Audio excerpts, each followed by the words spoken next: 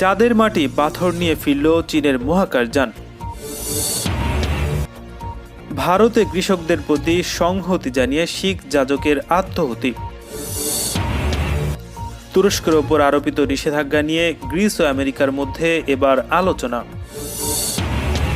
Shirley এবদোতে হামলা, 14 জন দোষী সাব্যস্ত। বড়দিনের আগেই টিকাদান কর্মসূচি শুরু করতে চায় ইউরোপীয় ইউনিয়ন। ইতিহাসে প্রথম ব্রিটিশ শিশুদের খাদ্য দেবে ইউনিসেফ। মায়ের মোবাইল থেকে 11 লাখ টাকার অ্যাপ কিনল 6 বছরের শিশু। করোনার উৎস খুঁজতে উহান যাচ্ছেন বিশ্ব স্বাস্থ্য সংস্থার বিজ্ঞানীরা। এবং সর্বশেষ থাকছে $8,000 কোটি বাজেট ঘাটতিতে এবার সৌদি আরব। আপডেট আন্তর্জাতিক সংবাদ পেতে চ্যানেলটি সাবস্ক্রাইব করে বেল আইকনে ক্লিক করুন। আমাদের ভিডিওতে লাইক দিয়ে আপনার মতামত জানান। নিরাপদে পৃথিবীর মাটি স্পর্শ করল চীনের মহাকাশযান। সঙ্গে চাঁদ থেকে নিয়ে এলো 2 কিলোগ্রাম পাথর ও মাটি। 44 বছর পর আবার চাঁদের মাটি ও পাথর এলো পৃথিবীতে। পরিকল্পনা অনুযায়ী বৃহস্পতিবার সকালে পৃথিবীতে অবতরণ করেছে ক্যাপসুলটি। পৃথিবীতে নামার আগে এটি অরবিটার মডিউল থেকে আলাদা হয়ে যায়, গতিবেগ কমে যায়, তারপর প্যারাশুট করে তা নেমে আসে ইনার ম্যাঙ্গোলিয়ার সিজিংয়ে। হেলিকপ্টার এবং গাড়ি আগের থেকেই তৈরি ছিল, তখন ভালো করে ভোরের আলো ফোটেনি। আধো অন্ধকারে ক্যাপসুলটি উদ্ধার করা হয়।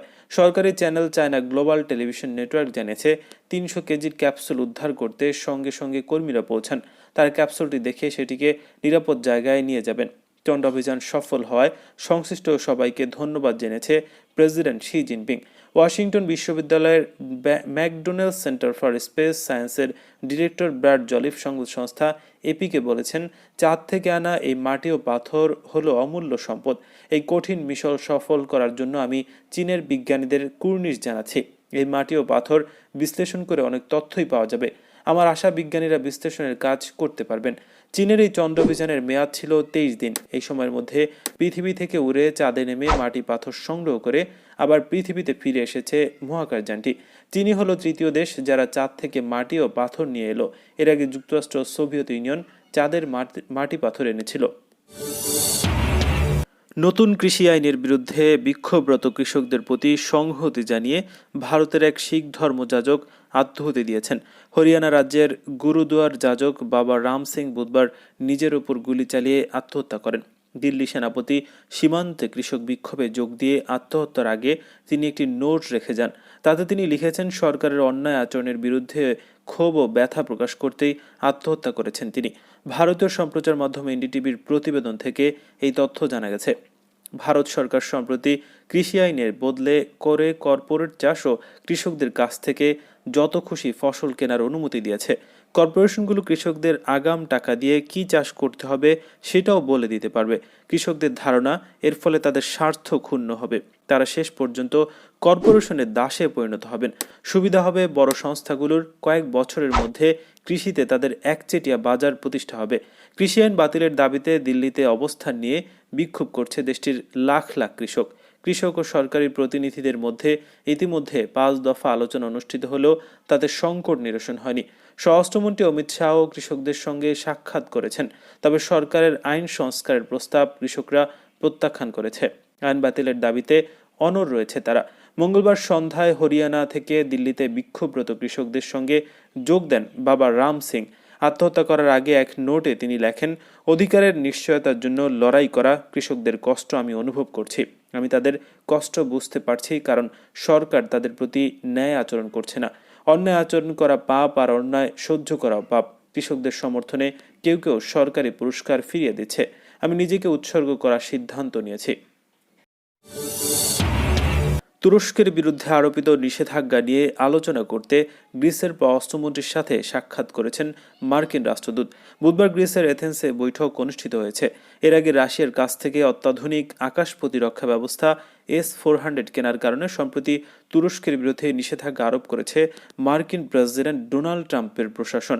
বুধবার এথেন্সে গ্রিক পররাষ্ট্রমন্ত্রী নিকোস ডেন্টিয়াসের সাথে সাক্ষাতে এ বিষয়টি নিয়ে কথা বলেন মার্কিন রাষ্ট্রদূত জেফ্রি পিয়াট। এ সময় যুক্তরাষ্ট্রের সাথে গ্রিসের দ্বিপক্ষীয় সম্পর্ক ও পূর্ব ভূমধ্যসাগর পরিস্থিতি নিয়েও আলোচনা করেন দুই কূটনীতিক। এদিকে গত কয়েক মাস ধরে S-400 কেনা নিয়ে যুক্তরাষ্ট্রের সাথে তুরস্কের সম্পর্কের টানাপোড়েন চলছে। তুর্কি পররাষ্ট্রমন্ত্রী মেভলুত কাভাসোগলু বলেছেন, তুরস্কের বিরুদ্ধে যুক্তরাষ্ট্রের আরোপিত নিষেধাজ্ঞার জবাব দেবে আঙ্কারা।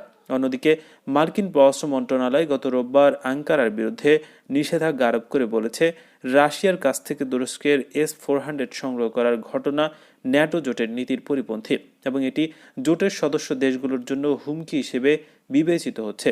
2 বছরেরও বেশি সময় আগে তুরস্ক রাশিয়ার কাছ থেকে এই ব্যবস্থা কেনার সিদ্ধান্ত নেওয়ার সময় থেকেই যুক্তরাষ্ট্রের বিরোধিতা করে আসছে। তবে তুরস্কের রিসেপ তাইয়েপ এরদোগান সরকার প্রথম থেকেই মার্কিন বিরোধিতাকে উপেক্ষা করে এসছে। শার্লি এবদোর দফতরে হামলা ও পাশে একটি সুপারমার্কেটে গুলি চালানোর ঘটনায় বুধবার 14 জনকে দোষী সাব্যস্ত করেছে প্যারিসের আদালত। এর মধ্যে 3 জন পলাতক, বাকি সবাই এদিন হাজির ছিল আদালতে। আদালত চত্বর জুড়ে ছিল সাংবাদিক ও সাধারণ মানুষের ভিড়। 2015 সালে 2 জন বন্দুকধারী হামলা চালায় ফরাসি ম্যাগাজিন শার্লি এবদোর দফতরে। তারা জানিয়েছিল, এই ম্যাগাজিনে মহানবী হজরত মুহাম্মদ ইসলামের অপমানজনক কার্টুন ছাপা হয়েছিল। তার বদলা নিতে আক্রমণ চালানো হয়েছে। দফতরে ঢুকে এলোপাতারি গুলি চালাতে থাকে 2 বন্দুকধারী। নিহত হন উপস্থিত সাংবাদিক ও কার্টুনিস্টরা। এই ঘটনা চলাকালে কাছের একটি ইহুদি বাজারে ঢুকে গুলি চালানোর চেষ্টা করে আরেক বন্দুকধারী। তার গুলিতে মৃত্যু হয় এক পুলিশ অফিসারের। 3 বন্দুকধারী শেষ পর্যন্ত পুলিশের গুলিতে নিহত হয়। ঘটনাটি নিয়ে গোটা বিশ্বে আলোড়ন তৈরি হয়।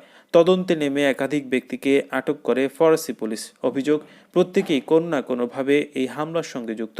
তেমনি 14 জনের বিচার পর্ব শেষ হলো বুধবার। এর মধ্যে 3 জন ফেরার, সবাই সিরিয়ার পালিয়ে গিয়ে আইএসে যোগ দিয়েছে বলে আদালত জানিয়েছে পুলিশ। তার মধ্যে 2 জনের মৃত্যু হয়েছে বলে ধারণা পুলিশের। বাকি 11 জন এদিন আদালতে উপস্থিত ছিলেন। অভিযুক্তদের দাবি, এত বড় ঘটনা ঘটবে তারা বুঝতে পারেনি। তারা ছোটখাটো অপরাধমূলক কাজকর্মের সঙ্গে যুক্ত। সেই সূত্রেই বন্দুকধারীদের সঙ্গে আলাপ হয়েছিল তাদের। হামলাকারীদের বন্দুক এবং কার্তুজ সরবরাহ করেছিল এই ব্যক্তিরা। বড়দিনের আগেই টিকাদান কর্মসূচি শুরু করতে চায় ইউরোপীয় ইউনিয়ন। জোটের 27টি দেশ একই দিনে এই কর্মসূচি শুরুর আশাবাদের কথা জানিয়েছেন ইউরোপীয় ইউনিয়নের প্রধান উর্সুলা ফন ডের লেয়েন। ইউরোপীয় পার্লামেন্টে দেওয়া ভাষণে এমন আশাবাদের কথা জানান তিনি। জার্মান ও ফ্রান্স অবশ্য আগেই ভ্যাকসিন দেওয়ার সময় জানিয়ে দিয়েছিল। বৃহস্পতিবার জার্মান সংবাদ মাধ্যম ডয়েচ ভেলে জানিয়েছে, ফাইজার এবং বায়োনটেকের তৈরি ভ্যাকসিন দেওয়ার প্রস্তুতি নিচ্ছে ইউরোপ। ইউরোপীয় ইউনিয়নের চিকিৎসা সংক্রান্ত সংস্থা অবশ্য ভ্যাকসিনটিকে এখনও ছাড়পত্র দেয়নি। তবে কয়েকদিনের মাথায় তারা ছাড়পত্র দেবে বলে মনে করা হচ্ছে। ছাড়পত্র পেলেই ইউরোপ জুড়ে ভ্যাকসিন দেওয়ার কাজ শুরু হবে। উর্সুলা জানিয়েছেন, ইউরোপীয় ইউনিয়নের 27টি দেশে একসঙ্গে ভ্যাকসিন দেওয়ার পরিকল্পনা করছেন তিনি। তার বিশ্বাস, বড়দিনের আগেই টিকাদান কর্মসূচি শুরু করা সম্ভব। উর্সুলা বলেন, অপেক্ষাকৃত গরিব দেশগুলোতে যাতে টিকা পৌঁছায় সেদিকে নজর রাখবে ইউরোপীয় ইউনিয়ন। তবে আপাতত ইউরোপীয় ইউনিয়নের দেশগুলোতে যাতে ঠিকমতো ভ্যাকসিনেশন হয় সেদিকে নজর রাখা হবে। জাতিসংঘ শিশু তহবিল বা ইউনিসেফ ব্রিটেনের হতদরিদ্র শিশুদের জন্য জরুরি ভিত্তিতে খাদ্য সরবরাহের কর্মসূচি হাতে নিয়েছে। করোনাভাইরাসের মহামারীর কারণে যেসব শিশু মারাত্মক খাদ্য সংকটে পড়েছে তাদের জন্য এই পদক্ষেপ নিয়েছে বিশ্ব সংস্থাটি এবং এটি ব্রিটিশ শিশুদের জন্য ইউনিসেফের পক্ষ থেকে প্রথম এ ধরনের কর্মসূচি। করোনাভাইরাসের কারণে ব্রিটেনের অর্থনীতি মারাত্মকভাবে ক্ষতিগ্রস্ত হয়েছে। এ অবস্থায় ব্রিটেনের 7 লাখ শিশুকে খাদ্য সরবরাহ করার কর্মসূচি হাতে নিয়েছে ইউনিসেফ। সংস্থাটি বরাদ্দকৃত অর্থের একটি অংশ ব্রিটেনের চ্যারিটি স্কুলগুলোতে দেবে, যাতে তারা দরিদ্র ব্রিটিশ শিশুদের সকালের নাস্তার ব্যবস্থা করে। গত এপ্রিল মাসে ইউগভ পরিচালিত এক জরিপে দেখা গিয়েছিল যে ব্রিটেনের প্রথম লকডাউন দেওয়ার পর 30 লাখ শিশু খাদ্য সংকটে পড়েছে। মায়ের মোবাইল নিয়ে খেলছিল 6 বছরের ছেলে। সেই খেলার ছলেই মায়ের অ্যাকাউন্ট থেকে গচ্চা গেল কয়েক হাজার ডলার। কিভাবে গচ্চা গেল এত টাকা? নিউ ইয়র্ক পোস্টের খবর অনুযায়ী জেসিকা জনসনের ছেলে অ্যাপলের ভার্চুয়াল স্টোর থেকে একাধিক অ্যাপ কিনেছে। তার দরুন অ্যাকাউন্ট থেকে টাকা কেটে নেওয়া হয়েছে। বিষয়টি সামনে আসতেই মাথায় হাত পড়েছে জেসিকার। জানা গেছে, গত জুলাই মাসের ঘটনা। 8 জুলাই জেসিকার অ্যাকাউন্ট থেকে 25 বার টাকা কাটে। এরপর পুলিশের দ্বারস্থ হন তিনি। ভেবেছিলেন কোনো জালিয়াতির খপ্পরে পড়েছেন তিনি। অ্যাকাউন্টে অ্যাপল স্টোরে টাকা ট্রান্সফার হওয়ার কথা উল্লেখ ছিল, যা দেখে জেসিকা ভেবেছেন কোনো ভুয়া সংস্থা অ্যাপলের নাম করে টাকা হাতিয়েছে। জেসিকার ছেলে জর্জ জনসন জুলাই মাস থেকেই অনলাইন গেমিংয়ের জন্য মায়ের আইপ্যাড ব্যবহার করছিল। সেই সময় থেকে জেসিকার অ্যাকাউন্ট থেকে টাকা কাটতে শুরু হয়। 8 জুলাই 25 বার টাকা কেটেছিল। পরে জানতে পারেন তার ছেলে একের পর এক অ্যাপ আপডেট করছে, কিন্তু এখন আর কিছুই করার নেই। অ্যাপলের কাছ থেকে টাকা ফেরত চেয়েছিলেন জেসিকা, কিন্তু তার অনুরোধ খারিজ করে দিয়েছে কর্তৃপক্ষ, কারণ 60 দিনের মধ্যেই আবেদন জানাননি তিনি। অ্যাপলের পাল্টা অভিযোগ, জেসিকার উচিত ছিল আইপ্যাডের প্যারেন্টাল লক অন রাখা। তিনি তা করেননি, তাই এই কাণ্ড ঘটেছে। এদিকে লকডাউনে জেসিকার আর্থিক অবস্থা আরও খারাপ হয়েছে। তিনি জানিয়েছেন তার বেতনের 80% কেটে নেওয়া হচ্ছে। পরিবার চালাতে সম্পত্তি বন্ধক রাখতে হচ্ছে। এমন অবস্থায় অ্যাপল ওই টাকা ফেরত দিলে তার উপকার হতো। করোনার উৎস খুঁজে বের করতে 10 জন বিজ্ঞানীর একটি আন্তর্জাতিক দল আগামী মাসে চীনের উহান শহর সফর করবেন বলে জানিয়েছে বিশ্ব স্বাস্থ্য সংস্থা। এ বিষয়ে স্বাধীন তদন্ত পরিচালনা করার ব্যাপারে বেইজিং কখনোই খুব একটা আগ্রহ প্রকাশ করেনি। উহানে তদন্ত পরিচালনা করার অনুমতি পেতে বিশ্ব স্বাস্থ্য সংস্থারও চীনের কর্তৃপক্ষের সঙ্গে দীর্ঘদিন ধরে আলোচনা করতে হয়েছে। উহান শহরের বিভিন্ন ধরনের প্রাণী বিক্রির বাজার থেকে এই ভাইরাসটি সংক্রমিত হয়েছে বলে ধারণা করা হয়। তবে এর আসল উৎস কি তা নির্ণয় করার প্রশ্নের শুরু থেকেই জটিলতা ছিল। এদিকে প্রেসিডেন্ট ডোনাল্ড ট্রাম্পের প্রশাসন শুরু থেকেই চীনের বিরুদ্ধে অভিযোগ করে আসছে যে তারা সংক্রমণ ছড়িয়ে পড়ার বিষয়টি শুরুতে গোপন করে আসছে। তদন্তকারী দলের একজন জীববিজ্ঞানী গণমাধ্যমকে জানান, বিশ্ব স্বাস্থ্য সংস্থা কারো ওপর দোষ চাপানোর উদ্দেশ্যে এই তদন্ত পরিচালনা করছে না, বরং ভবিষ্যৎ সংক্রমণ থেকে সুরক্ষা নিশ্চিত করার উদ্দেশ্যে কাজ করছে। জার্মানির রবার্ট কোক ইনস্টিটিউটের জীববিজ্ঞানী ফ্যাবিয়ান লিন্ডার্স বলেন, কোনো দেশ দোষী তা খুঁজে বের করার জন্য এই তদন্ত নয়, আসলে কি হয়েছে তা খুঁজে বের করা। সেই তদন্ত থেকে পাওয়া তথ্য নিয়ে আমরা ভবিষ্যৎ ঝুঁকি এড়াতে পারবো কিনা সেই চেষ্টাই করব আমরা। বন্যপ্রাণী বিক্রি করা হয় উহান শহরের এমন একটি বাজার থেকে এই ভাইরাসটি সংক্রমিত হয়েছে বলে ধারণা করা হয়। করোনা ভাইরাস সৌদি আরবের ভিশন 2030 স্থবির। তেলের দর পতনে দেশটির বাজেট অর্থায়ন উচ্চ ঝুঁকির মুখে।